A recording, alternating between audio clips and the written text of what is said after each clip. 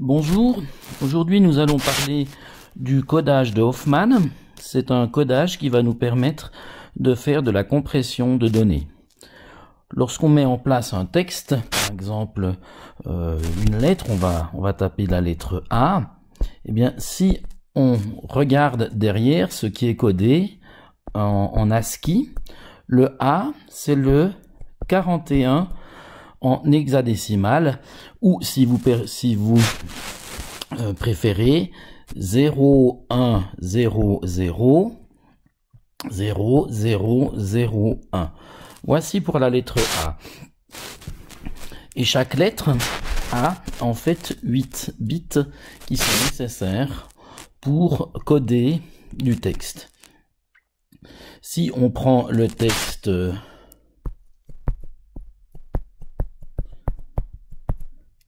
allez les copains, en fait ici il y a un espace, ici il y a un espace.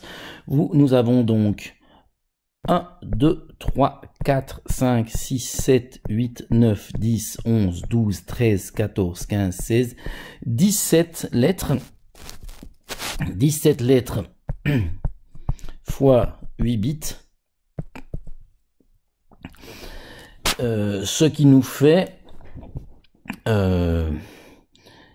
10 fois 8, 80, plus 7 fois 8, 7, 14, 21, 28, 52, ce qui nous fait 132 bits pour coder ceci.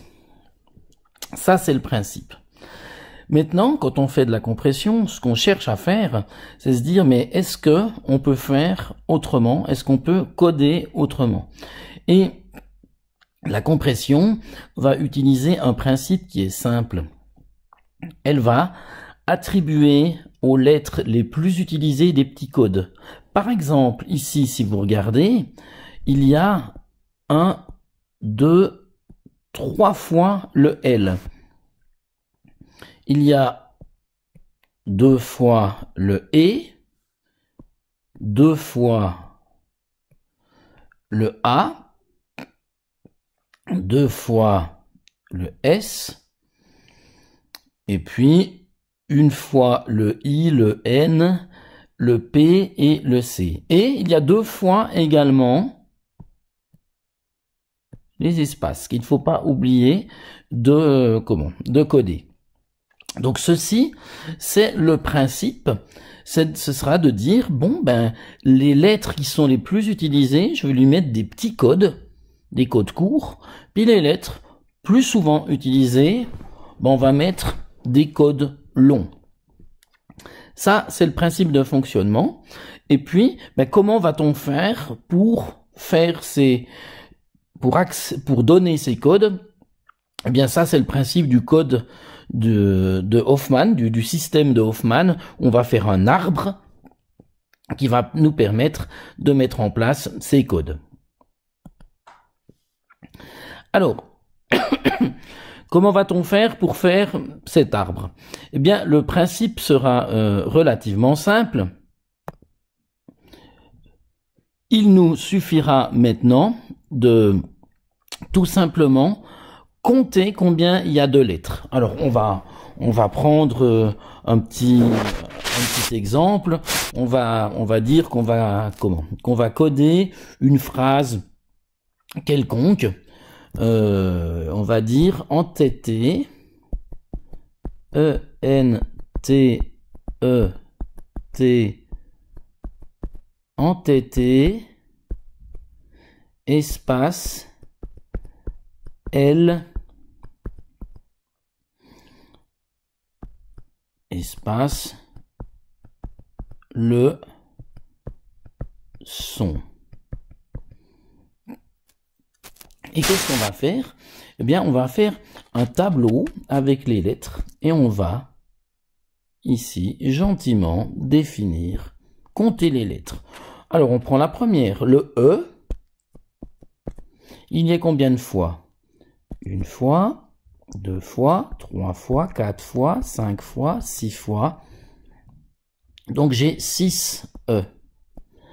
Ensuite, le N, il y est combien de fois? Une fois, 2 fois le N. Le T, une fois, 2 fois, 3 fois. Ensuite, le S,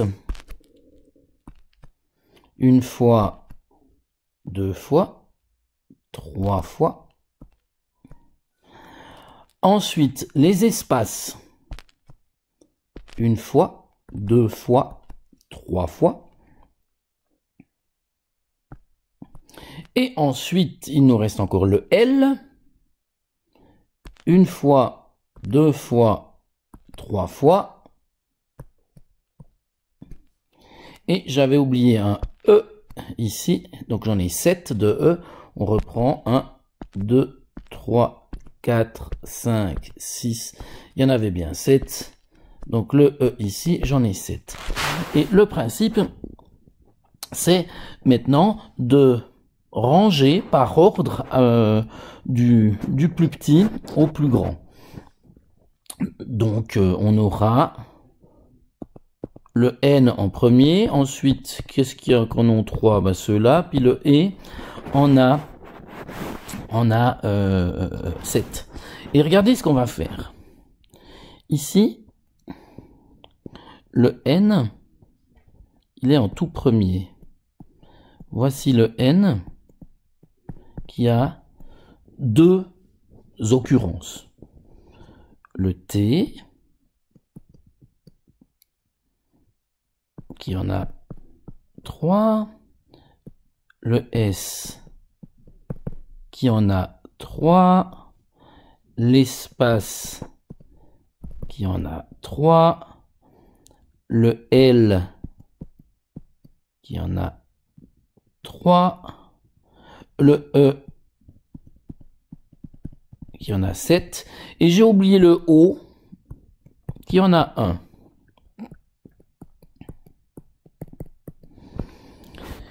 Et qu'est-ce qu'on va faire? Eh bien, on va fabriquer un arbre. Et ces deux-là, ici, qu'est-ce qu'ils font? Ils donnent 1 plus 2, 3. Ensuite, ben, je vais mettre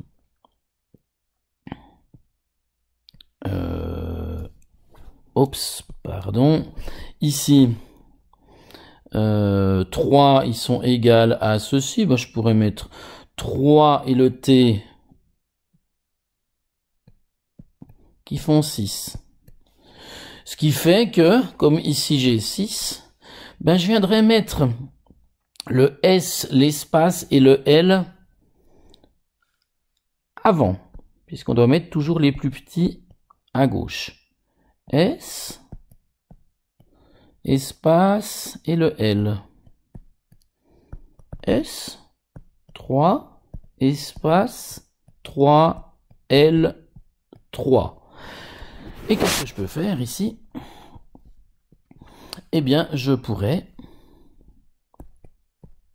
faire ceci, qui me fait un 6, etc., etc. Donc, en fait, je vais maintenant, ici, reprendre ceci sur une nouvelle feuille, et pour simplifier les explications dans la création de l'arbre, vous faire quelque chose de plus simple. Si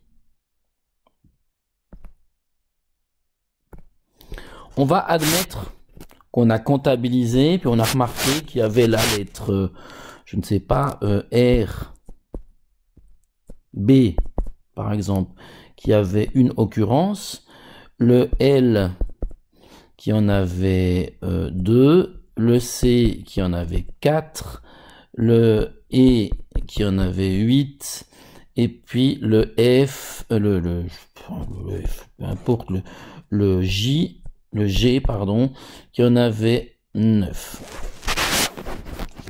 Si on fait notre arbre, maintenant, qu'est-ce qu'on voit? On voit que le B a une occurrence et le L, il y a 2 occurrences.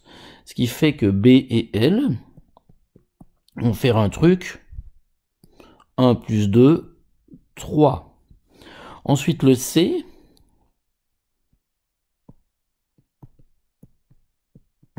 qui en a 4, ça fait qu'on est 7. Donc on est toujours plus petit. Ensuite, le E, qui en a 8, 7 et 8, là ça fait 15. Ce qui fait que 15 étant plus grand, le G va venir ici devant. 9. Et au total, on aura 24, les 24 lettres qui sont représentées.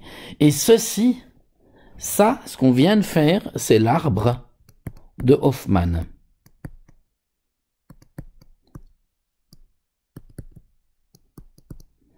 F, M, A, 2, N, si mes souvenirs sont exacts. L'arbre de Hoffmann. Et qu'est-ce qu'on va faire? Quand on a fait ça, cet arbre, on va mettre des valeurs. Sur le côté gauche, on va mettre le code 0. Sur le côté droit, le code 1. 0, 1, 0, 1, 0, 1. Et qu'est-ce qu'on va remarquer? On va remarquer que pour attribuer à G un code, G, ça vaudra comme code 0. Et ainsi de suite. Si on prend maintenant le B,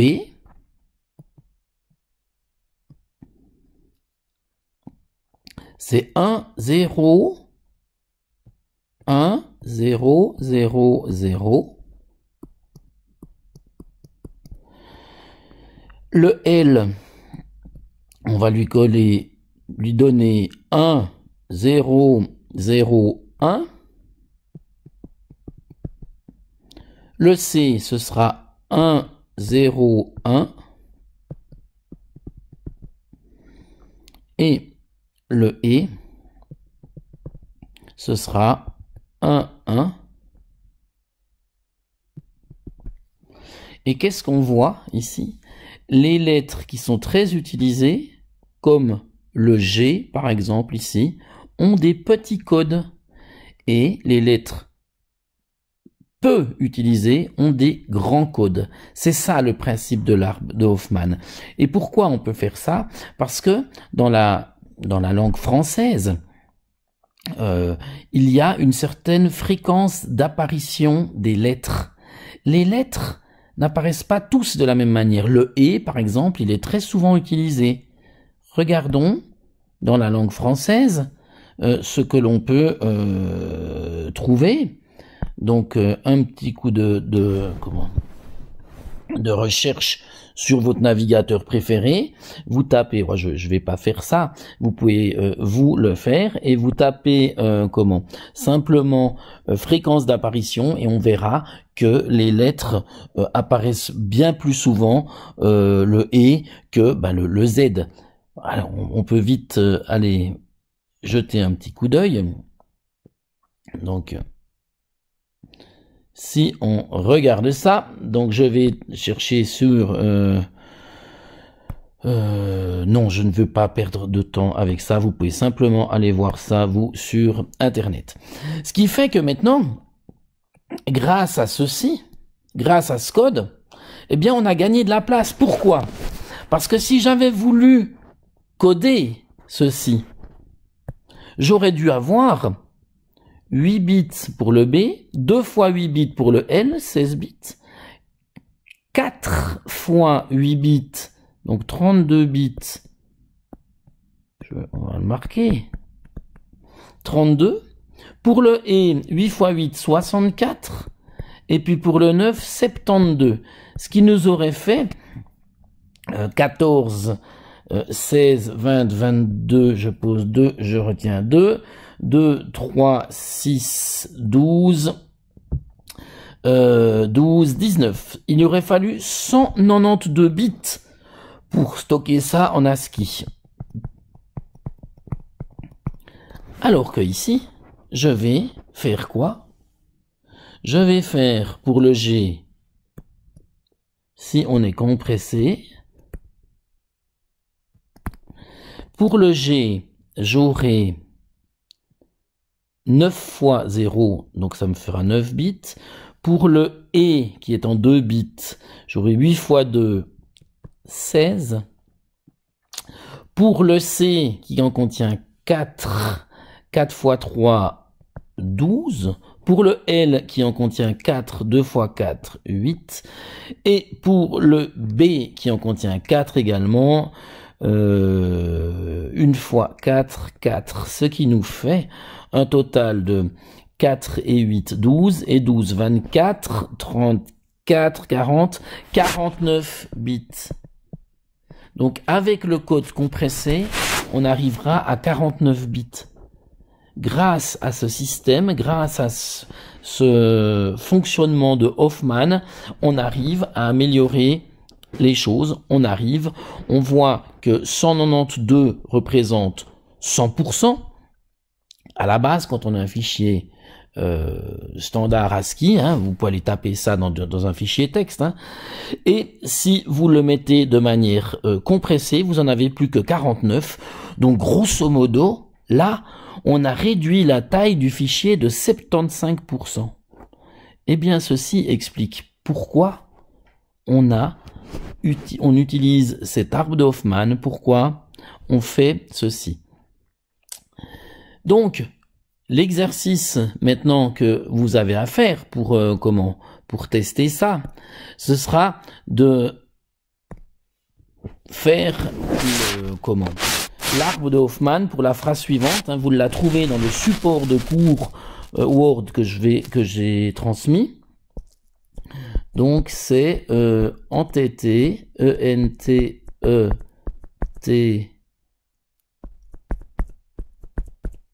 entêté, espace,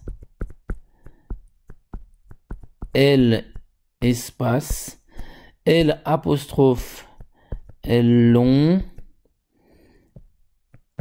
espace, et T. Alors il y a volontairement bien des E, bien des T, bien des L. On voyait bien le système de compression. Et ce qu'on peut dire ici, c'est que ce texte-là, si vous le tapez dans un fichier texte traditionnel en ASCII, il faudra 1, 2, 3, 4, 5, 6, 7, 8, 9, 10, 11, 12, 13, 14, 15, 16, 17, 18, 19, 20, 21, 22, 23, 24. Il faudra 24 fois 8 bits, ce qui fait que vous aurez en fait 24, donc 48, 96, 192 bits au total avec un fichier texte traditionnel. La question est, et si on le compresse? Et si on compresse? Compresser, c'est donc à partir de chacune de ces lettres, faire l'arbre de Hoffman, je le symbolise comme ça, sortir chaque lettre où elle doit, mettre des 1 là, des 0 là, ou l'inverse, peu importe, ça ne change rien, on peut mettre les 0 à droite ou les 0 à gauche, mais si vous mettez les 0 à droite, c'est toutes les branches droites de l'arbre, elles ont le 0, puis toutes les branches gauches, elles ont le 1, ou l'inverse. Les deux fonctionnent très bien. Ce qui fait que grâce à ce système, nous pouvons, grâce à l'arbre de Hoffman, à ce codage, nous pouvons faire de la compression. C'est l'exercice que je vous demande de réaliser. Vous me calculez, vous me trouvez cet arbre ici pour ce texte-là. Vous ensuite donnez les codes à chacune des lettres et vous comptez combien de bits il faut à la fin. Et si par exemple vous avez 192 bits de base et puis que vous en obtenez plus que 90, bien je sais pas, plus que 100, eh ben on aura environ 48% à peu près de taux de compression. Et vous calculez le taux de compression. Ceci est la première partie théorique de ce qu'on doit voir dans notre module 114 sur le cryptage, le codage d'informations, le cryptage, la compression. Il y a plusieurs choses. Ceci est un des points importants à voir dans le cadre de notre cours. Je vous mets donc cette vidéo à disposition. Vous avez dans le support de cours des explications complémentaires. Et puis, ben voilà, je vous souhaite un bon travail et une bonne semaine. Au revoir, merci pour votre attention et à la prochaine.